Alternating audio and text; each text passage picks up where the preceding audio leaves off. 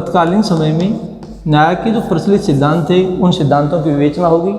उसके बाद में प्लेटो ने न्याय को किस प्रकार से परिभाषित किया है, प्लेटो का न्याय वास्तव में है क्या, प्लेटो का न्याय और न्याय से संबंधित विशेषताएं, प्लेटो ने न्याय सिद्धांत की कौन कौन सी विशेषताएं बताई हैं, उन विशेषताओं का अध्ययन किया जाएगा। उसके बाद में प्लेटो के सिद्धांत की वर्तमान समय में विद्वानों ने जो आलोचना की है उस आलोचना का अध्ययन किया जाएगा, उन आलोचनाओं को पढ़ा जाएगा।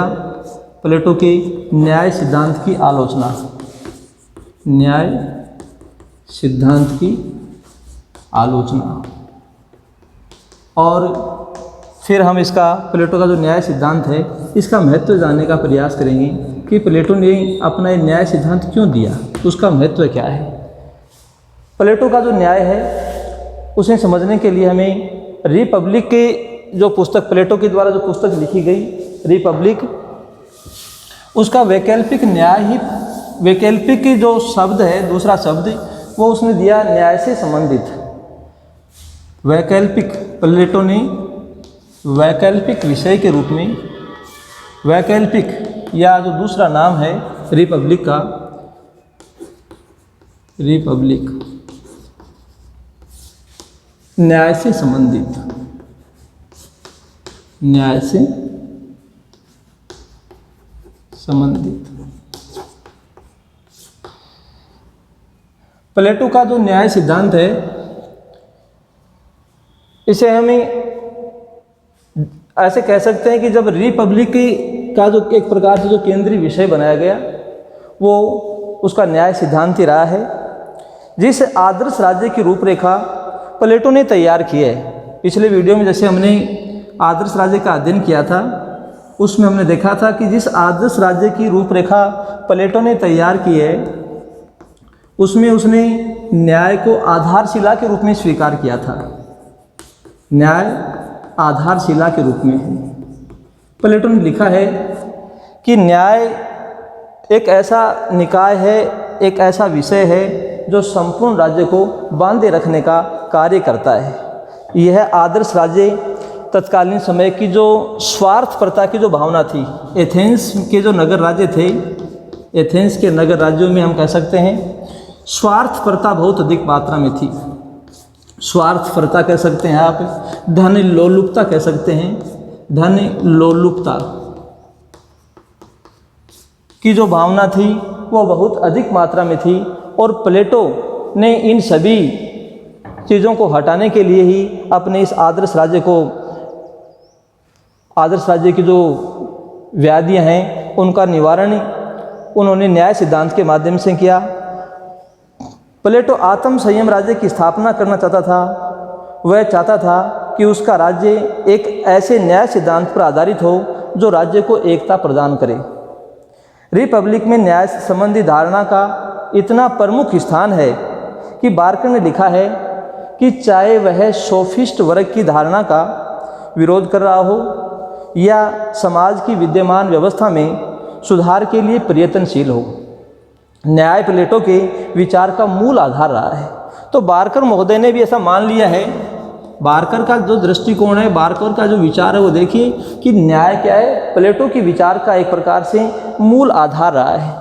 इसी प्रकार से इवनस्टीन जैसे विचारक हैं उन्होंने भी स्वीकार किया है कि प्लेटो के न्याय संबंधी विवेचन में उसके राजनीतिक दर्शन के समस्त तत्व सम्मिलित हैं। संपूर्ण राजनीतिक जो उसकी विवेचना है, प्लेटो का जो राजनीतिक दर्शन है उसका एक प्रकार से इवनस्टीन ये कहना चाहता है कि जो समस्त तत्व सम्मिलित हैं, राजनीतिक दर्शन के सभी तत्व इसमें सम्मिलित हैं। इसी प्रकार गैटेल ने माना है कि न्याय की धारणा प्लेटो के राजनीतिक दर्शन की पराकाष्ठा है, एक प्रकार से चरम बिंदु है। रिपब्लिक का प्रारंभ और अंत न्याय सिद्धांत से होता है।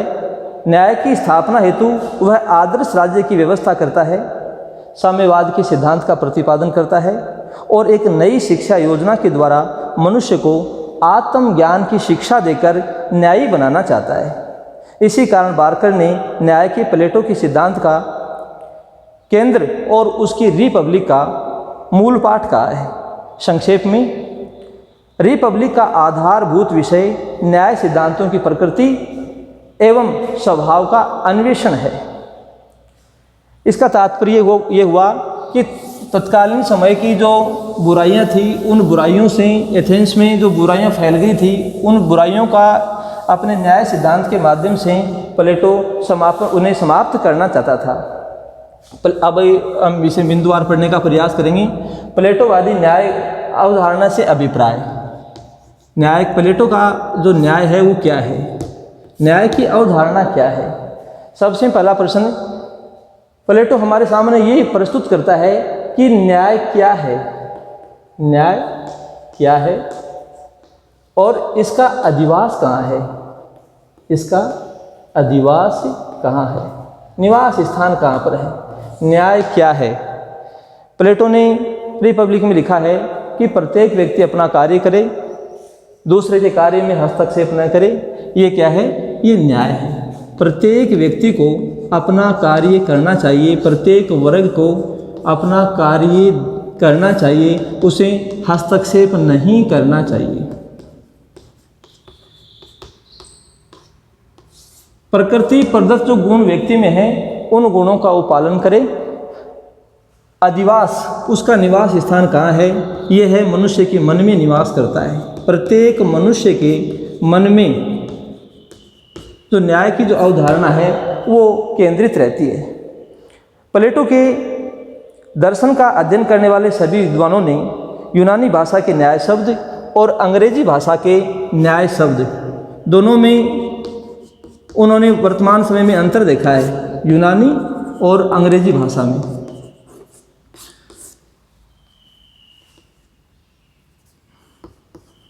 फॉस्टर जैसे विद्वान ने इसे समझाया कि न्याय शब्द ग्रीक शब्द डिकियोसिन,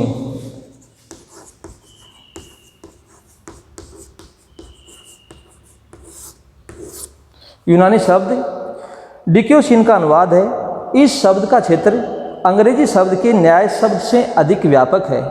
हम न्याय तथा अन्याय शब्द को मुख्यतः न्याय संबंधी या प्रबंध संबंधी कार्यों के संपादन में दृष्टिगोचर होने वाले गुण के रूप में मानते हैं। तो इसका तात्पर्य हुआ कि जो ए.बी. फॉस्टर महोदय हैं, ए.बी.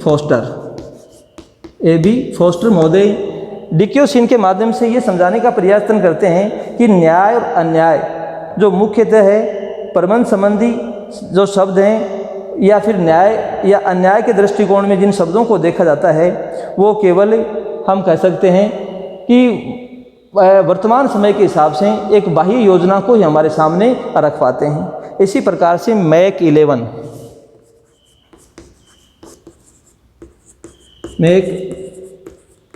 11 जैसे विद्वानों ने स्वीकार किया है कि डिकियोसिन का अर्थ है सदाचरण, न केवल न्याय। सदाचरण को माना है। मैक 11 हम कह सकते हैं सदाचरण, सद आचरण को इन्होंने डिकियोसिन का अर्थ सदाचरण, न केवल न्याय। न्याय अपने में मनुष्य के समस्त कर्तव्यों को अंतर्निहित किए हुए है। वास्तव में इसके न्याय में, जैसा कि आगे चलकर अरस्तु ने कहा है, कि दूसरों के साथ व्यवहार में प्रदर्शित समस्त सद्गुण सम्मिलित है। मैक 11 का जो मानना है कि आगे चलकर देखो, अरस्तु ने, जब हम अरस्तु को पढ़ेंगे तब देखेंगे अरस्तु ने क्या कहा था कि विवेकी होना एक अलग बात है और उस विवेक का समाज के हित में प्रयोग करना एक दूसरी बात है। तो जब तक जो विवेक है उसका प्रयोग, जो सद्गुण है उनका प्रयोग दूसरों के हित में नहीं किया जाएगा, तब तक न्याय नहीं है। प्लेटो के जो न्याय संबंधी दृष्टिकोण को मैक 11 जैसे विद्वान हैं उन्होंने इस प्रकार से समझाने का प्रयत्न किया। फिर हम देखते हैं बार्कर का दृष्टिकोण।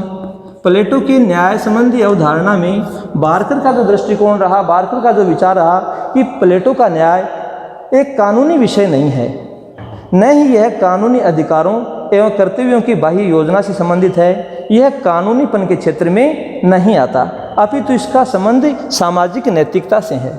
बार्कर मानता है यह क्या है, एक प्रकार से सामाजिक नैतिकता है, सामाजिक नैतिकता का पुट है, सामाजिक नैतिकता का समावेश है।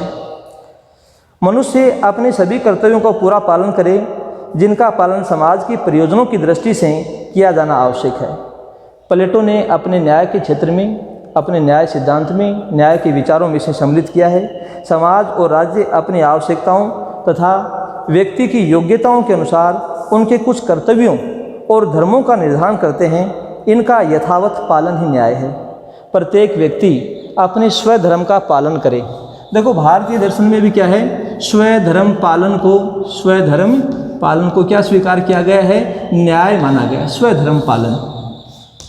स्वधर्म पालन की जो अवधारणा है उसे न्याय के रूप में स्वीकार किया गया है। तो भारतीय परिभाषा के अनुसार भी हमने देखा, संक्षेप में प्लेटो के न्याय में मानव के नैतिक जीवन और उसके समस्त जितने भी कर्तव्य उनका समावेश है, जबकि आधुनिक युग के न्यायाधीश जो वर्तमान समय में जिस न्याय को देखते हैं उसका अर्थ केवल कानून से लिया जाता है। तो हमने देखा कि प्लेटोवादी न्याय है वो वास्तव में न्याय को किस प्रकार से प्लेटो ने परिभाषित करने का प्रयास किया, प्लेटोवादी न्याय का क्या अभिप्राय है, और विभिन्न विद्वानों ने, बार्कर है, फोस्टर है, इन विद्वानों ने कैसे इसे परिभाषित करने का प्रयत्न किया, हमने जानने का प्रयत्न किया। अब हमें आगे अध्ययन करते हैं कि तत्कालीन समय में न्याय के कौन कौन से सिद्धांत प्रचलन में थे। प्रचलित न्याय के विभिन्न सिद्धांत, प्रचलित न्याय के विभिन्न सिद्धांत। प्लेटो के समय में हम कह सकते हैं संपूर्ण यूनान छोटे छोटे नगर राज्यों में विभक्त था। प्रत्येक व्यक्ति, प्रत्येक वर्ग न्याय को की जो परिभाषा है, न्याय की जो विषय वस्तु है, उसे समझाने में प्राय असमर्थ था। और प्लेटो के समय में जो अवधारणाएं थी, प्रमुख रूप से 3 अवधारणाओं का जिनका हम अब विवेचन कर रहे हैं, इन आधारों पर प्लेटो ने, हम कह सकते हैं, इन तीनों अवधारणाओं का उन्होंने खंडन किया। पहली जो अवधारणा थी तत्कालीन समय में वो थी परंपरावादी सिद्धांत। परंपरावादी सिद्धांत, इस सिद्धांत के प्रतिपादक थे सिफालस और पॉलीमार्कस।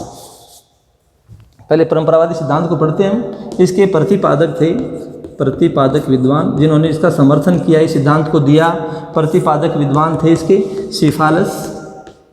सिफालस और दूसरे इनके पुत्र थे पॉलीमार्कस।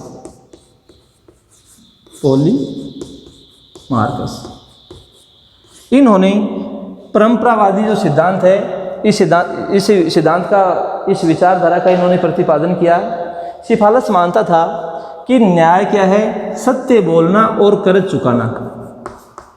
सत्य बोलना और ऋण चुकाना, कर्ज या ऋण चुकाना क्या है, न्याय। चुकाना न्याय। यह सिफालस से हम कह सकते हैं जो व्यापारी वर्ग है, परंपरागत जो व्यापारी वर्ग है, उस व्यापारी वर्ग का एक प्रतिनिधित्व करता है। न्याय सत्य बोलना और कर्ज चुकाना है। कोई भी व्यक्ति, कोई व्यापारी वर्ग का व्यक्ति यदि सत्य बोलता है, वह न्याय करता है, सही समय पर अपना ऋण चुका देता है। हम कह सकते हैं सिफालस जैसे विद्वान ने और न्याय को एक बहुत छोटे रूप में परिभाषित करने का प्रयत्न किया, समझाने का प्रयास किया।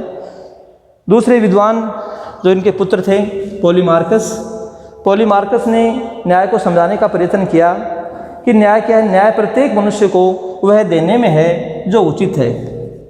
न्याय प्रत्येक मनुष्य को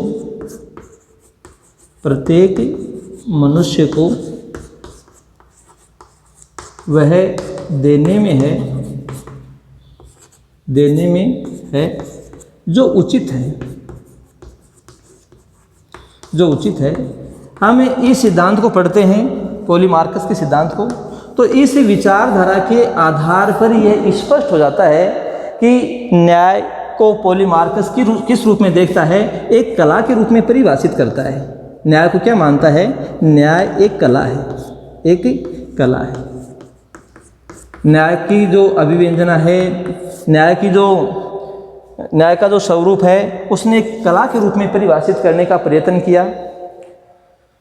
न्याय, इसका अर्थ ये भी निकलता है, पॉलीमार्कस ने अपनी एक व्याख्या में, जैसे न्याय प्रत्येक मनुष्य को देने में जो उचित है, आगे चल कर के पॉलीमार्कस ने इस विचारधारा का भी प्रतिपादन किया कि न्याय क्या है, मित्र के प्रति मित्रता, मित्र के प्रति मित्रता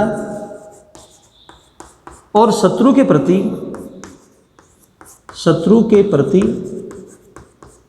शत्रुता, वैरता, शत्रुता, दुश्मनी का जो भाव है वो ही क्या है, न्याय।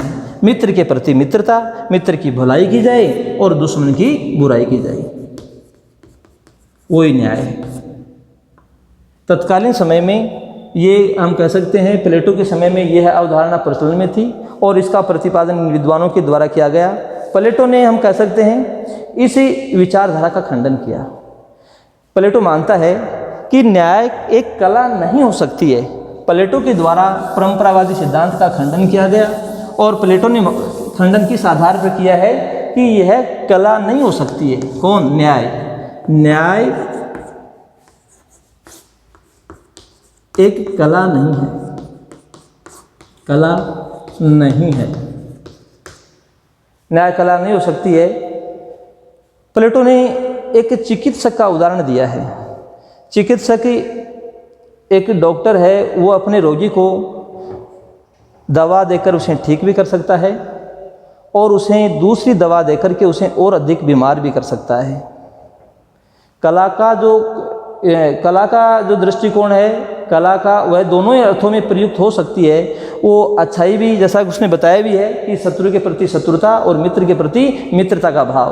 तो चिकित्सक है, ये चिकित्सक पर निर्भर करता है। चिकित्सक एक कलाकार हो सकता है, वह कला है, उसके पास में जो शिक्षा उसने ग्रहण की है वो एक कला है। लेकिन न्याय कभी कला का रूप नहीं बन सकती है। न्याय प्लेटो ने स्वीकार किया है कि ये सेवा है, त्याग है, कल्याण का मार्ग है, ये परिपीड़न का मार्ग नहीं है। न्याय में कभी भी किसी दूसरे व्यक्ति को पीड़ा नहीं दी जा सकती है, क्योंकि यदि मान लीजिए किसी व्यक्ति को पीड़ा दी जाएगी, तकलीफ़ दी जाएगी, तो उसकी जो स्थिति है प्लेटो ने स्वीकार किया है कि वह बद से बदतर हो जाती है और ये किसी भी स्थिति में न्याय को स्वीकार नहीं होता है। दूसरा, प्लेटो ने स्वीकार किया है कि मित्र और शत्रु को परिभाषित करना संभव नहीं है कि मित्र कौन है और शत्रु कौन है। कैसे इसे परिभाषित करेंगे? मित्र और शत्रु कौन है? मित्र और शत्रु की परिभाषा क्या है? प्लेटो ने बहुत अच्छे से समझाने का प्रयत्न किया। इसलिए जब इस सिद्धांत की उसने आलोचना की, खंडन किया कि मित्र और शत्रु कि हो सकता है कि आज वर्तमान में जो मित्र है वो कल के लिए परम शत्रु साबित हो सकता है, भयंकर शत्रु सिद्ध हो सकता है, और आज का जो शत्रु है वो कल के लिए मित्र भी हो सकता है। तो ये कैसे हम स्वीकार कर लें? प्लेटो ने स्वीकार किया कि हम कैसे मान लें कि मित्र कौन है और शत्रु कौन है, इसे परिभाषित नहीं किया जा सकता। तीसरा, उन्होंने खंडन किया कि न्याय जैसे को तैसा सिद्धांत पर आधारित नहीं है। जैसे को तैसा, टिट फॉर टैट, न्याय का सिद्धांत इस अवधारणा पर कभी भी आधारित नहीं हो सकता है। देखो, ऐसा जो मानते हैं उनमें प्रमुख जो प्लेटो ने जैसे बताया कि पेरेंडर, तत्कालीन समय का तो पेरेंडर का उन्होंने नाम लिया, पेरेंडर, या ये आतंकी की संज्ञा दी इन्होंने, जो न्याय को स्वेच्छाचारिता के रूप में परिभाषित करते हैं, या जेरेक्स, ये यूनानी थे, यूनानी शासक, और ये फ्रांस के शासक रहे हैं। इनका जो शासन था वो एक प्रकार से निरंकुश शासन था। तो ये जो न्याय का सिद्धांत है, जैसे को तैसा, ऐसा नहीं हो सकता, न्याय में इसे सम्मिलित नहीं किया जा सकता है। अगली आलोचना प्लेटो ने जो की है, न्याय के बारे में जो समझाने का प्रयास किया है कि न्याय केवल दो व्यक्तियों का विषय नहीं है, दो व्यक्तियों के बीच का संबंध नहीं है, यह तो एक प्रकार से सामूहिक जीवन की आवश्यकता है। तो इस प्रकार से जो परंपरावादी सिद्धांत था, सिफालस और पॉलीमार्कस के द्वारा दिया गया, ऋण चुकाना, सत्य बोलना न्याय है। न्याय क्या है? ऋण चुकाना और सत्य बोलना। दूसरा, मित्र की प्रति मित्रता का भाव और शत्रुता के प्रति शत्रुता का भाव रखना। ऐसा नहीं है, प्लेटो ने इनका खंडन किया। दूसरी विचारधारा, उग्रवादी सिद्धांत, उग्रवादी सिद्धांत,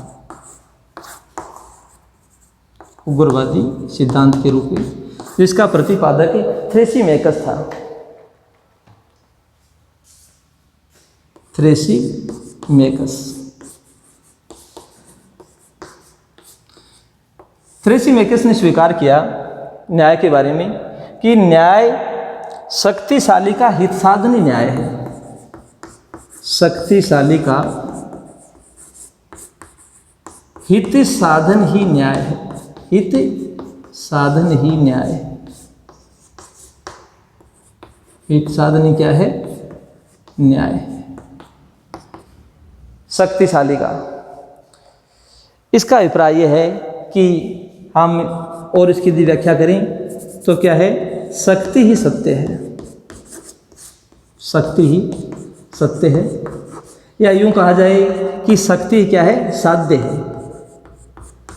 शक्ति ही साध्य है।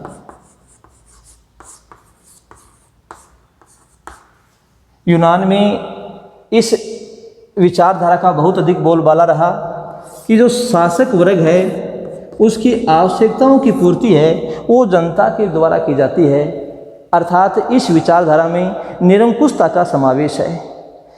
ये जब थ्रेसिमेकिस की अवधारणा हम पढ़ते हैं तो यहाँ से जो विचार बिंदु निकल कर के आता है थ्रेसिमेकिस का कि जो अन्याय है वो न्याय से श्रेष्ठ है।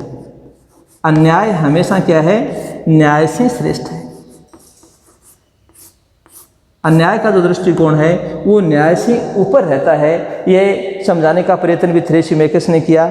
उसने विभिन्न उदाहरणों के माध्यम से समझाने का प्रयत्न किया कि जैसे दो व्यापारी हैं, तो जो अन्यायी है, जिसकी विचारधारा ठीक नहीं है, जिसका अंतःकरण सही नहीं है, वह व्यक्ति अधिक लाभ कमा लेता है।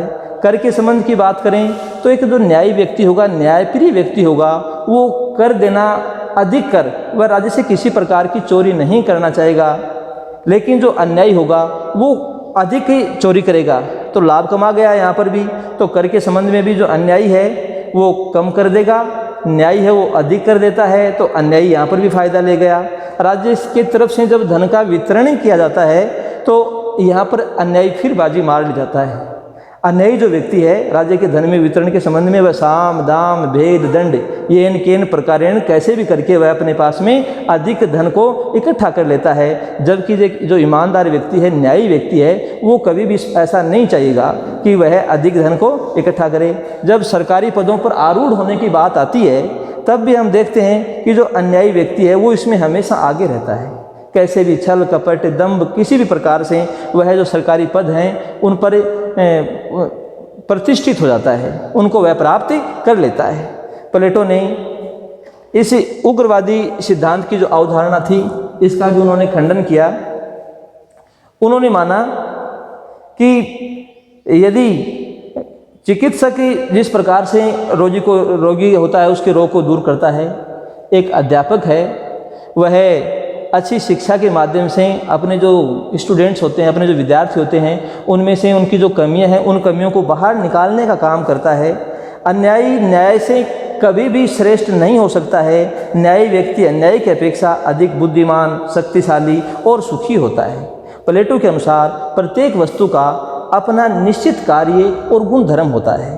जैसे आँख का काम देखना है, कान का काम सुनना है, इसी प्रकार आत्मा का जो धर्म है वह उत्तम जीवन की प्राप्ति। प्लेटो मानता है कि जो न्याय का जो गुण है, न्याय का जो धर्म है, न्याय का जो कार्य है वो है उत्तम जीवन को किस प्रकार से प्राप्त किया जा सकता है। देखिए, आनंद और प्रसन्नता ये स्वाभाविक गुण हैं। आनंद और प्रसन्नता ये निसंदेह स्वाभाविक गुण हैं और इन गुणों के माध्यम से ही व्यक्ति अपने जीवन को आसानी से व्यतीत कर सकता है। एक प्लेटो ने एक उदाहरण और दिया है कि जिस प्रकार से जो अग्नि है वो अपने दाहकत्व, अपना जो उसका जो जलाने का जो गुण है, दाहक का जो गुण है, उससे वह हीन हो जाए तो वह पदार्थों को नहीं जला पाएगी। न्याय समष्टि की वस्तु है, वह केवल व्यक्तिगत जीवन तक किसी भी स्थिति में सीमित नहीं रहता है। तो जो आत्मा का गुण है, आत्मा अपने प्रमुख मूल गुण से कभी भी हीन नहीं हो सकती है और उसका गुण क्या है? न्याय को बनाए रखना, न्याय को जीवित रखना। ऐसा कहकर के प्लेटो ने इस सिद्धांत की, जो उग्रवादी सिद्धांत था, उसकी आलोचना की। न्याय का जो तीसरा सिद्धांत तत्कालीन समय में जो प्रचलन में था, प्लेटो ने उसका भी खंडन किया, यथार्थवादी सिद्धांत। यथार्थवादी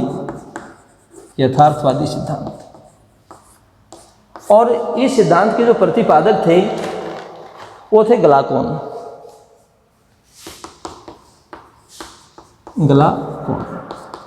ग्लाकोन ने क्या लिखा है इसके बारे में कि न्याय भय का शिशु है। न्याय भय का शिशु है। न्याय भय का शिशु है।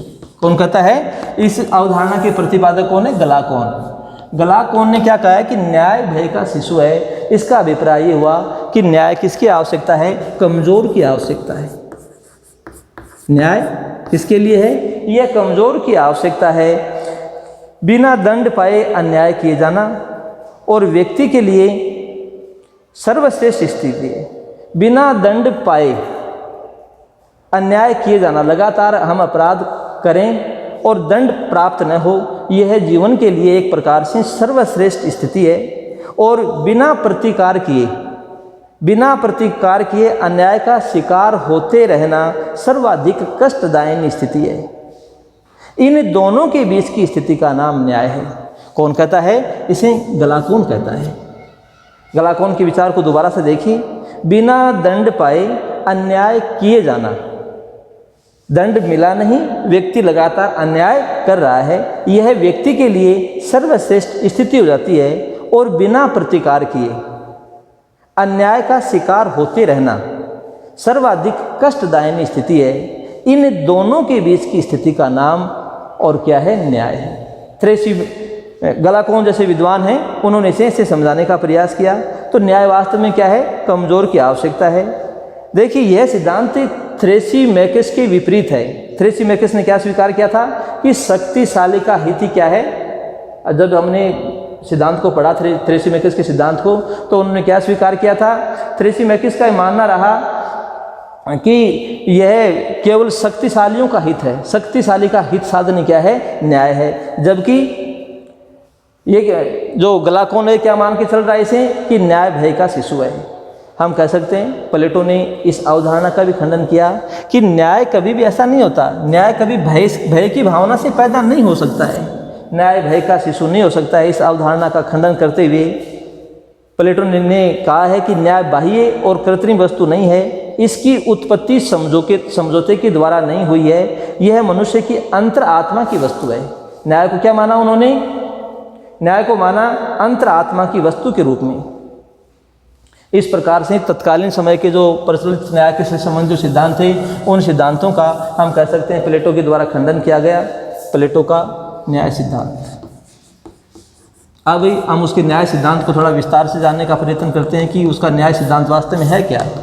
जो वर्तमान समय में हम कह सकते हैं जो पाश्चात्य राजनीतिक चिंतन है, उनके सिद्धांतों में, उनके विचारों में प्लेटो का जो न्याय सिद्धांत था उसने आज भी अपनी जगह बना रखी है। उसके पीछे कारण क्या है? प्लेटो ने ऐसा अपने न्याय सिद्धांत में क्या कहा? अब देखिए, हम जानने का प्रयत्न करते हैं। न्याय क्या है? मानव आत्मा की उचित अवस्था। प्लेटो के अनुसार न्याय क्या है? मानवीय जीवन की, मानव का जो जीवन है उसकी उचित अवस्था, मानव जीवन की उचित अवस्था और मानवीय स्वभाव की प्राकृतिक मांग है। मानवीय स्वभाव की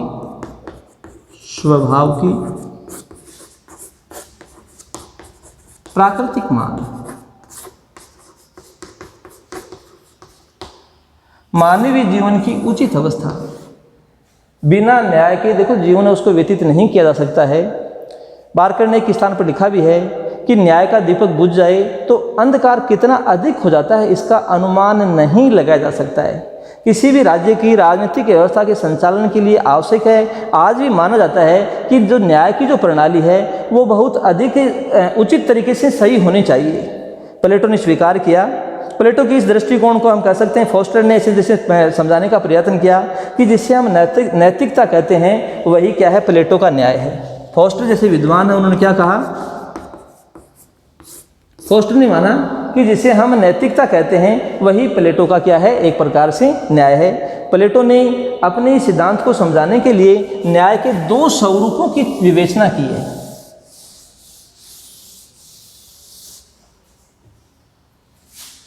न्याय के प्लेटो ने कितने स्वरूप बताए हैं? न्याय के 2 स्वरूपों की विवेचना की है।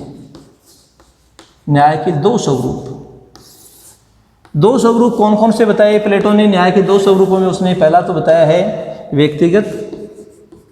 ये जरूरी है, देखिए प्लेटो के न्याय सिद्धांत को समझने के लिए ये दोनों स्वरूपों का यदि हम अध्ययन कर लें, अच्छे तरीके से जान लें, तो हम समझ जाएंगे कि प्लेटो अपने न्याय सिद्धांत के द्वारा किस विषय वस्तु को हमारे सामने रखना चाहता है। पहला तो उसका पक्ष है व्यक्तिगत पक्ष और दूसरा उसका सामाजिक पक्ष। सामाजिक या इसे सामूहिक स्वरूप भी कह सकते हैं, सामाजिक या सामूहिक स्वरूप के रूप में उसने समझाया है। व्यक्तिगत स्वरूप क्या है? न्याय का व्यक्तिगत स्वरूप, देखिए व्यक्तिगत स्वरूप आत्मा के 3 गुणों के रूप में हम देख, आत्मा के गुण। प्लेटो ने आत्मा के 3 गुण बताए हैं, जिनका हमने पहले अध्ययन भी किया है। क्षुधा, दूसरा क्या? साहस, और तीसरा विवेक।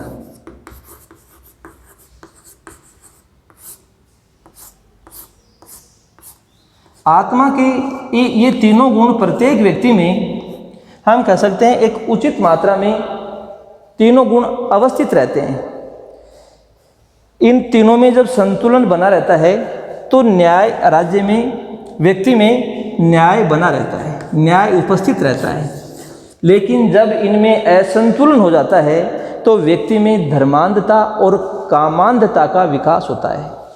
वहाँ राज्य के साथ किसी प्रकार का न्याय नहीं हो सकता है। अपने व्यक्तिगत स्वरूप की जो परिभाषा है, अपने व्यक्तिगत जो दृष्टिकोण है न्याय का, उसमें समझाने के लिए उसने बताया है कि मानव के विचारों में जो क्षुधा, साहस, विवेक, प्रत्येक व्यक्ति में तीनों तत्व रहते हैं, उनमें संतुलन रहना जरूरी है। जब तक संतुलन बना रहेगा तब तक न्याय विद्यमान रहता है, और जब यह संतुलन नहीं रह पाता है तब हम कह सकते हैं कि व्यक्ति में धर्मांधता और जो कामांधता है उसका विकास होता है।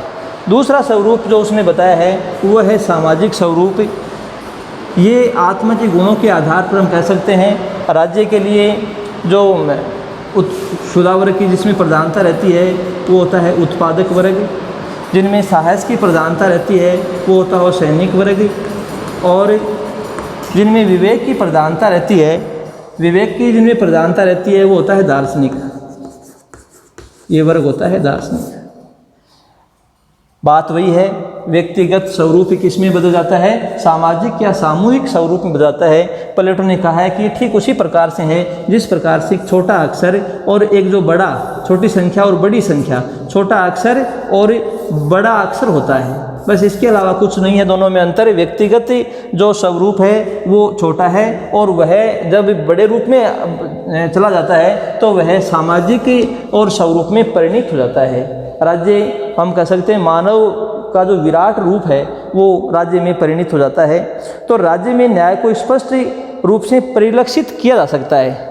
राज्य में न्याय है अथवा नहीं है, इस स्वरूप से यदि वह सही तरीके से समझ में नहीं आता है तो उसका व्यापक विशद वर्णन प्लेटो ने सामाजिक स्वरूप के साथ में किया है। न्याय क्या है और इसका अधिवास कहाँ पर है, ये हमने बताने का प्रयत्न किया था। तो न्याय क्या है? अपने कर्तव्य का पालन करना, जिसमें शासक वर्ग है वो निस्वार्थ भाव से शासन करते हैं, और जो सैनिक हैं वो सुरक्षा की जिम्मेदारी लेते हैं। दार्शनिक हैं, जो उत्पादक हैं वो क्या करते हैं? उत्पादन का कार्य करते हैं। तो दार्शनिक अच्छे तरीके से शासन करें, सैनिक सुरक्षा की भावना हो उनमें राज्य के लिए, और उत्पादक वर्ग है वो उत्पादन का कार्य करें, तो राज्य में अपने आप ही न्याय हो जाता है। प्रत्येक व्यक्ति को, प्लेटो ने लिखा है कि प्रत्येक व्यक्ति को योग्यता के अनुसार कार्य सौंपे जाएं जिनका वह कर्तव्य निष्ठा और ईमानदारी से पालन कर सके। अपनी मूल प्रवृत्तियों के अनुसार ही कार्य करे। प्लेटो का जो न्याय सिद्धांत है वो उसने अपने न्याय सिद्धांत में समझाने का कार्य किया। अब हम जानते हैं प्लेटो के न्याय सिद्धांत की विशेषताएं कौन कौन सी हैं। न्याय सिद्धांत की विशेषताओं में प्लेटो ने जिस बात को प्रमुखता से रखा, विशेषताएं, न्याय सिद्धांत की विशेषताएं कौन कौन सी हैं। तो प्लेटो ने माना न्याय क्या है? बाह्य जगत की वस्तु नहीं है।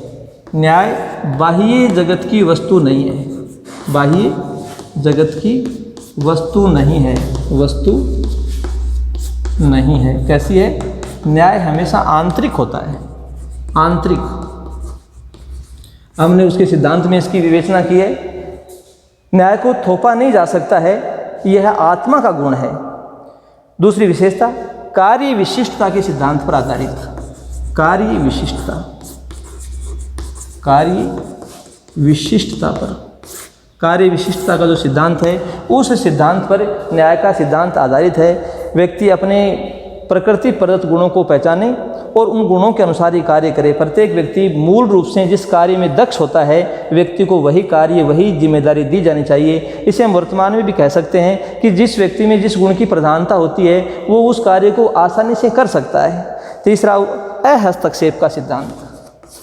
अहस्तक्षेप,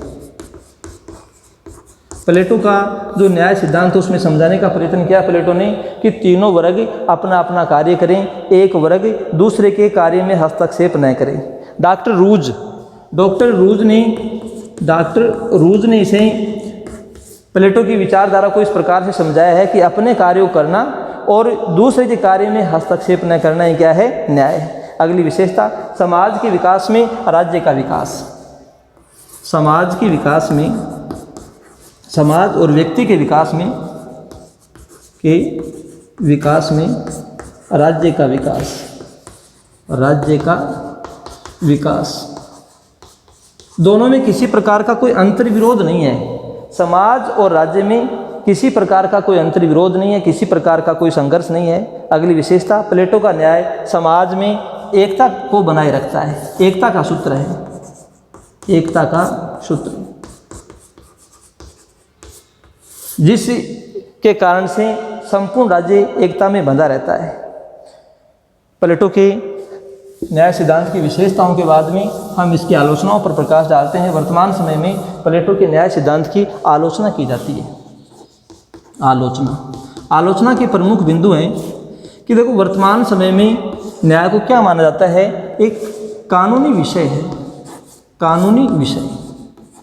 प्लेटो ने इसे कानूनी विषय के रूप में नहीं देखा है। वर्तमान समय में हम कह सकते हैं कि यह कानूनी न्याय का जो अभिप्राय ले जाता है वो क्या है? एक कानूनी विषय है। वर्तमान प्लेटो ने जो न्याय का देखा था वो एक आत्मा का गुण उसने स्वीकार किया। अगली आलोचना हम देखते हैं कि व्यक्ति को क्या कर दिया इसने? व्यक्ति को राज्य के अधीनस्थ कर दिया। व्यक्ति को राज्य के अधीनस्थ कर दिया गया, अधीन कर दिया गया, अधीनस्थ कर दिया गया। ये भी हम कह सकते हैं कि आलोचना का प्रमुख विषय रहा। प्रजातंत्र विरोधी, प्रजातंत्र विरोधी एक बहुत बड़ा वर्ग इसे सेवाओं से वंचित रह जाता है। सबसे बड़ा वर्ग राज्य का जो उत्पादक वर्ग, और वही सेवा से वंचित रह गया, अधिकारों से वंचित रह गया। जेनोफोन और जॉन बावले, जेनोफोन और जॉन बावले ने इसकी आलोचना करते हुए कहा है कि व्यक्ति अपनी इच्छा से वर्ग नहीं बदल सकता। व्यक्ति चाहकर के भी अपनी इच्छा से वर्ग नहीं बदल सकता है। प्लेटो के न्याय सिद्धांत की आलोचना में और जो आलोचनाएं की गई हैं, विरोधाभास, ये विरोधाभासी सिद्धांत से युक्त है। हस्तक्षेप न करे, एक वर्ग हस्तक्षेप न करे दूसरे कार्य में। लेकिन हम देखते हैं कि जो दार्शनिक है वो हस्तक्षेप ही नहीं, कठोर नियंत्रण भी रखते हैं। यहाँ पर प्लेटो के न्याय सिद्धांत में अधिकार और दंड की जो व्यवस्था है उसका भी अभाव है। कहीं पर भी प्लेटो ने, हम कह सकते हैं, अपने न्याय सिद्धांत में अधिकार और दंड की चर्चा नहीं की है। पॉपर जैसे विद्वान हैं, उन्होंने लिखा है कि प्लेटो के न्याय में सर्वसत्ताधिकार के बीच छुपे हुए हैं। पॉपर ने क्या कहा? सर्वसत्ताधिकार, सर्वसत्ताधिकार, क्योंकि सारा का सारा कार्य किसे दे दिया गया? दार्शनिक शासक को दे दिया गया। तो पॉपर ने सर्वसत्ताधिकार के बीच छुपे हुए हैं ऐसा कह करके इसकी आलोचना की है। ये कार्य विशेषीकरण का जो सिद्धांत है वो हम कह सकते हैं एक प्रकार से अनुचित है, क्योंकि व्यक्ति को शिक्षा दे करके और उसे ऐसा बनाया जा सकता है वह दूसरे वर्ग के कार्यों को आसानी से कर सकता है, लेकिन प्लेटो ने हम कह सकते हैं वह व्यक्ति के लिए इस प्रकार की क्या आक्षेप लगा दिए गए हैं, व्यक्ति का जो सर्वांगीण विकास है वो इससे संभव नहीं हो सकता है। गुणों के निर्धारण का भी प्लेटो ने कोई ठोस आधार नहीं माना। उसने ये तो कह दिया कि आत्मा के 3 गुण हैं, अपने अपने गुणों के आधार पर और व्यक्ति को कार्य करना चाहिए, लेकिन ये व्यक्ति अपने अंतर्निहित गुण किस प्रकार के हैं उन्हें कैसे पहचान पाएगा। वर्तमान राज्यों पर भी इसे लागू नहीं किया जा सकता। देखिए ये भी इसकी आलोचना का बिंदु हो सकता है कि वर्तमान राज्यों पर लागू नहीं हो सकता। तत्कालीन समय में आपको पता है कि यूनानी नगर राज्य क्या थे, बहुत छोटे छोटे थे, उनकी जनसंख्या भी कम हुआ करती थी, तो वर्ग ही आसानी से बनाए जा सकते थे। वर्तमान समय में जो राष्ट्रीय राज्य हैं उनमें इस सिद्धांत को लागू नहीं किया जा सकता है। समाज में एकता नहीं, वर्गीय आधार पर बिखराव हो जाता है। एकता की वो तो कहता है कि राज्य में एकता, न्याय क्या है, राज्य को एकता के सूत्र में बांधे रखता है, लेकिन उसने जब वर्गों का निर्धारण किया है तो वर्गीय आधार पर बिखराव है, बिखराव होने की संभावना है, राज्य में एकता संभव नहीं हो सकती है। अब अंत में हम देखते हैं इस सिद्धांत की उपयोगिता क्या है। प्लेटो का जो न्याय सिद्धांत है उसकी उपयोगिता क्या है, तो उपयोगिता का आधार हम कह सकते हैं कि आलोचनाओं के बावजूद, उपयोगिता क्या है इस सिद्धांत की, आलोचनाओं के बावजूद हम कह सकते हैं कि इस सिद्धांत का बड़ा व्यापक महत्व है। तत्कालीन समय में जो यूनान की परिस्थितियां थी, उसका जो समय था, उसमें एथेंस में एकता, सामंजस्य ये बिल्कुल भी नहीं था। नागरिकों में पर्याप्त रूप से टकराहट की स्थिति थी, राज्य में विखंडन का दौर लगातार जारी था, तो ये व्यवस्था की दृष्टि से विशेष उपयोगी रहा है। भले आज हम कह सकते हैं इसकी आलोचना की जा सकती है, आलोचना हमने की भी है, लेकिन प्लेटो ने अपने तत्कालीन समय के हिसाब से, तत्कालीन परिस्थितियों के हिसाब से इस सिद्धांत को सुंदर तरीके से, एक व्यवस्थित तरीके से और समझाने का प्रयत्न किया है।